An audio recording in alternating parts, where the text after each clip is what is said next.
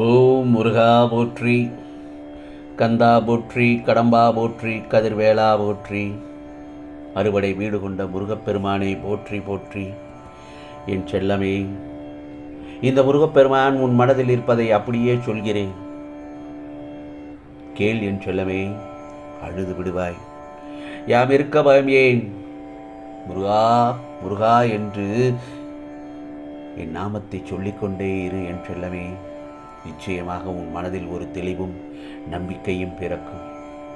முருகனுக்கு அரோகரா, கந்தனுக்கு அரோகரா என்று பதிவு செய்துவிட்டு நான் சொல்வதை கேள். ஆம் செல்லமே, இது முருகப்பெருமானின் அருள் வாக்கு. நிச்சயம் உனக்கான விடிவு காலம் வரும். உனக்காக உன் முருகப்பெருமான் நான் இருக்கிறேன்.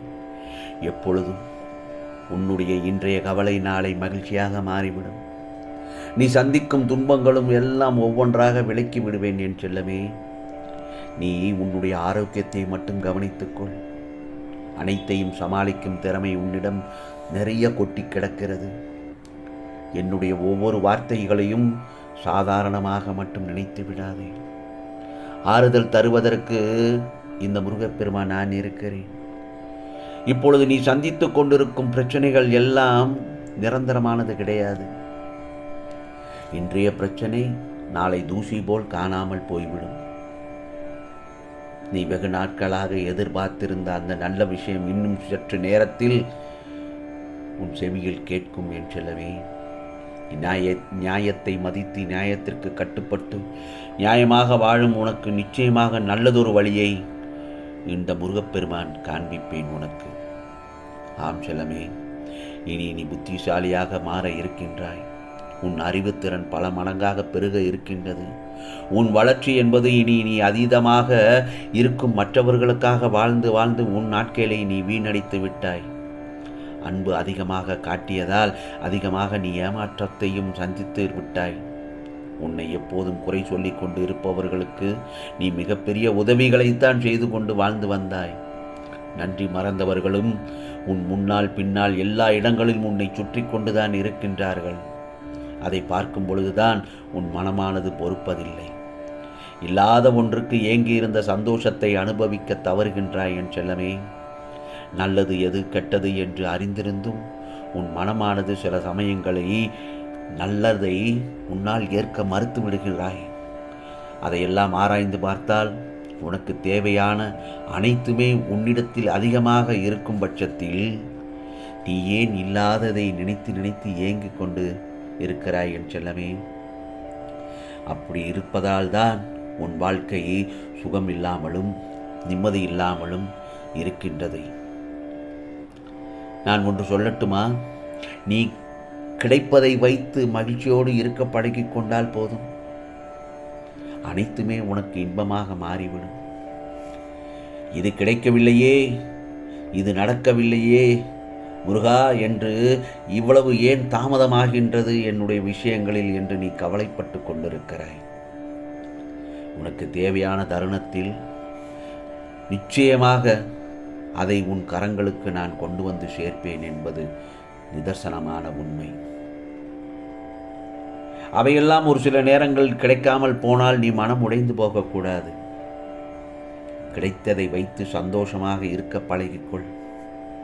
வாழ்க்கையில் வெற்றி பெறத்தான் எல்லோரும் விரும்புகின்றார்கள். விருப்பம் இருந்தால் மட்டும்தான் வெற்றி கிடைத்து விடாது. நம்பிக்கை, உண்மை, தன்னடக்கம், ஊக்கம், சுறுசுறுப்பு, விடாமுயற்சி, இது போன்ற எல்லா விஷயங்களும் ஒன்று சேரும்போதுதான் உனக்கான விஷயத்தில் வெற்றி என்பது உறுதி பெறுகின்றது. என் செல்லமே, எதிலும் வெற்றி பெற நினைத்ததை நினைத்தபடி நிறைவேற்றிக் கொள்ள உனக்கு எல்லா தகுதியும் அதிகமாகத்தான் இருக்கிறது.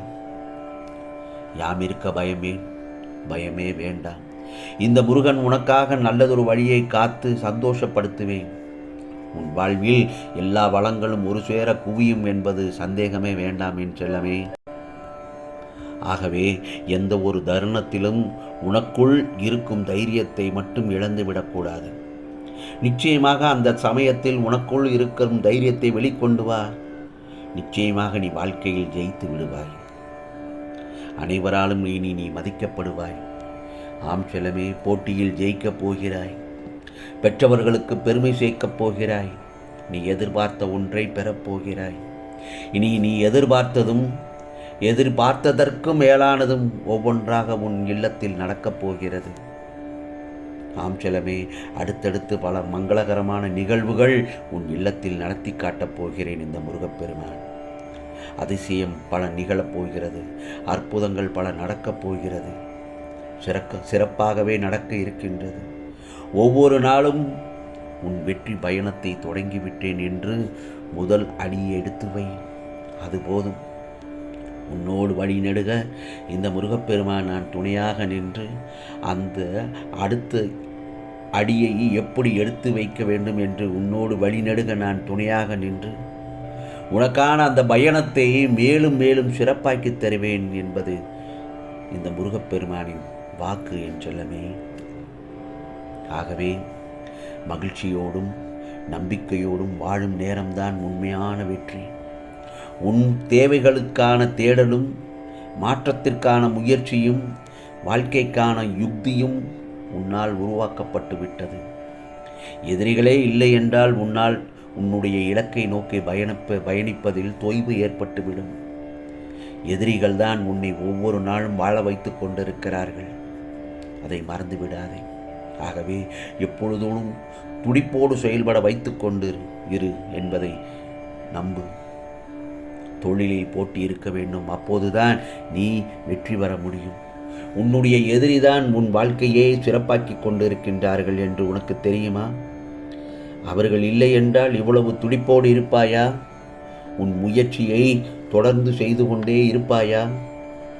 என் செல்லமே, எவ்வளவு துன்பத்திலும் அதில் நன்மை இருக்கின்றது என்பதை புரிந்து நடந்து கொள். ஆகவே உனக்கான வாழ்வில் காணப்போகும் வெற்றி என்பது இந்த முருகப்பெருமானால் உறுதி செய்யப்பட்டு விட்டது. இனி நீ எடுத்து வைக்கும் ஒவ்வொரு அடியும் உனக்கு வெற்றி அடியாகத்தான் இருக்கும். என் செல்லமே, யோகத்தில் அடியெடுத்து வைத்து விட்டாய். பல சக்திகள் உன் கண்களுக்கு மாற்றி கொடுத்து உன்னுடைய கரங்களை சக்தி வாய்ந்த கரங்களாக மாற்றித் தருவேன். கவலைப்படாதே. உன் வாழ்க்கை மிகப்பெரிய வளர்ச்சியை காணும். உன் வாழ்வில் நிச்சயம் நடக்கும். நல்லதொரு திருப்பங்கள் நடக்கும். இது முருகப்பெருமானின் அருள் வாக்கு, சத்திய வாக்கு. அஞ்செல்லமே, நிச்சயமாக உனக்கானதெல்லாம் நல்லது நடக்கும். நல்லது மட்டுமே நடக்கும்.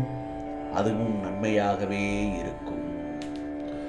ஓம் சரவண பவ. ஓம் சரவண பவ. ஓம் சரவண பவ.